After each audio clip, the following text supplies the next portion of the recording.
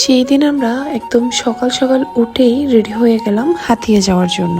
হাতিয়া যেতে হলে speed boat পার হয়ে যেতে হয়। সো চলো আবারও একটা নোয়াখালীর ব্লগ তোমাদের সাথে শেয়ার করছি।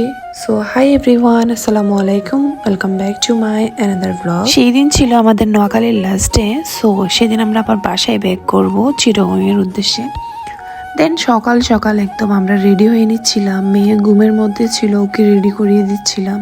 ফার্স্টে আমি রেডি হয়ে নিয়েছি। আগের দিন তো আপুরাও চলে আসছিল, ওরাও রেডি হয়ে নিল। সবাই ফোনরা রেডি হয়ে আমাদের রুমে এসে বাচ্চাদেরকে উঠাই দিচ্ছিল, আর আমরা খুব ভোরে রওনা দিয়ে দিচ্ছিলাম। রেডি হতে হতে প্রায় 6টা বেজে যায়। তো 6টা বাজে আমরা রওনা দিয়ে দিই। দেন আপুদের বেলকনিতে এসে একটু ভিডিও নিলাম। যদিও আমাদের হোটেলে বাফে ছিল সকাল। হোটেলে আমরা এটা কাউকে জানাইনি আমরা যে সকালে নাস্তা করব না এটা।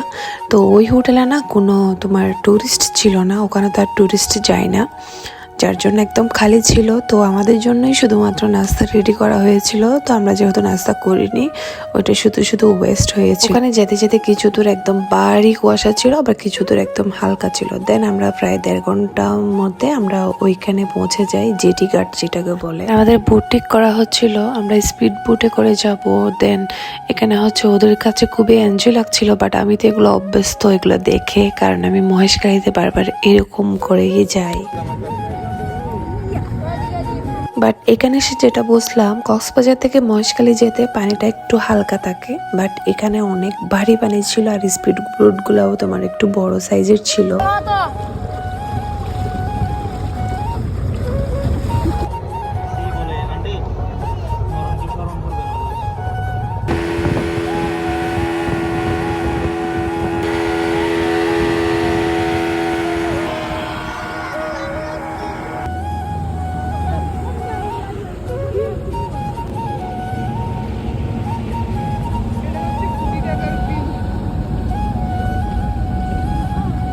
নলছিরাঘাটে পৌঁছে গেছি।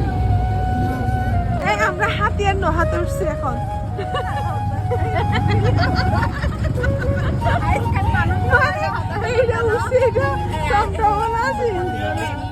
আমরা একটা সিএনজিতে উঠে পড়লাম, আর এই সিএনজিটা না ছিল টমটম, না ছিল সিএনজি, তো মাঝামাঝি একটা গাড়ি ছিল।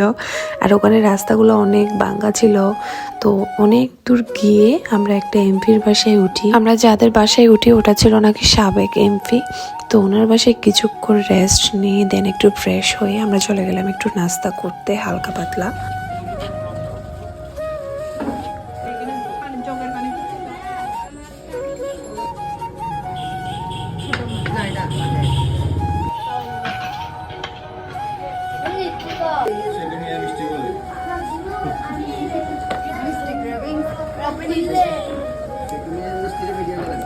মিষ্টিগুলো অনেক গরম গরম ছিল, একদম এত মজার ছিল।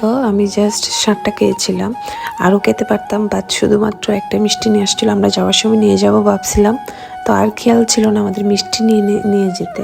দেন চলে গেলাম কমলা বাগানে, যেখানে কোনো কমলা গাছ নেই, বাট জায়গাটা খুব সুন্দর। এটাতেও যেতে অনেকক্ষণ টাইম লেগেছিল, প্রায় আধা ঘন্টা মতো। ওখানে না দেখার মতো কিছুই নেই, এটাই ছিল। ওখানে নাকি বিকেলবেলা ভিড় হয়। তো আমরা গিয়েছিলাম তোমার তখন প্রায় 11টা-12টা বাজতেছিল। দেন কয়েকটা ছবি টবি তুললাম।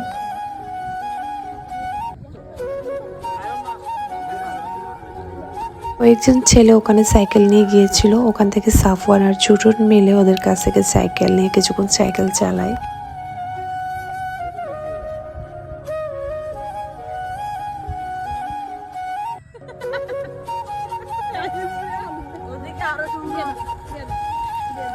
থ্যাংক ইউ বলো।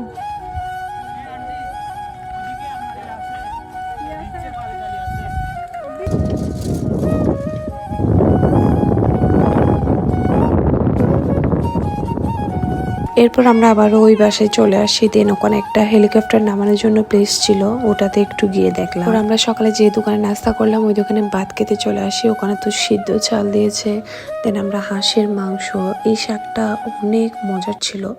আমার একটা জিনিস ভালো লেগেছে, ওখানে যত ধরনের খাবার আমরা ট্রাই করেছি প্রত্যেকটা খাবার একদম অমৃতের মতো ছিল, অনেক ভালো লেগেছিল। দেশি মুরগি, তোমার হাঁসের মাংস, এগুলো দিয়ে ভাত খেলাম। এরপর একটা মহিষের দই খেলাম, অনেক মজার ছিল এটা। দেন আবারও ব্যাক করলাম আমরা।